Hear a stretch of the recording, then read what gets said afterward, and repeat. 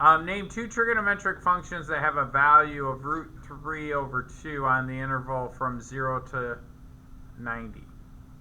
Okay. So remember there are only two triangles, right? We talked about a 45, perfectly drawn 45, 45, where this is 45, this is 45. So that means this is 1, 1, square root of 2. The 3060 looks kind of like this. Sort of. It looks a little better than that.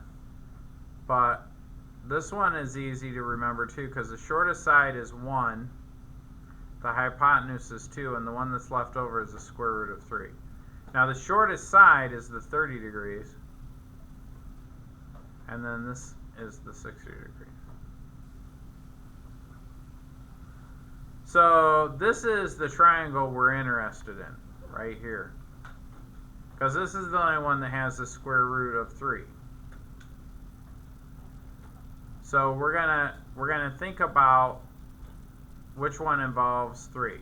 So there's two angles, right? Let's do the 60 degrees first.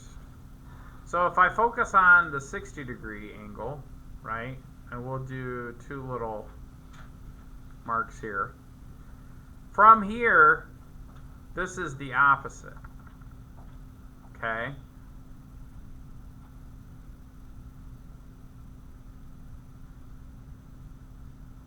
And this is the hypotenuse. So in order for me to get the opposite over hypotenuse, because that's what this is root 3 over 2. So if I think of it in terms of this, I'd have root 3 over 2 is equal to the opposite over the hypotenuse. Well, isn't that sine of 60? So that's one of them. And then the other is, what about the 30 degree angle? Well, now the 30 degree angle, this is still the hypotenuse for the 30 degree angle, but this is the adjacent.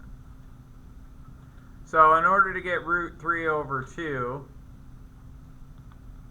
then I would need the adjacent over the hypotenuse of a 30 degree angle. Well, that's cosine, isn't it? Cosine of 30. So that's your answer. Does that make sense?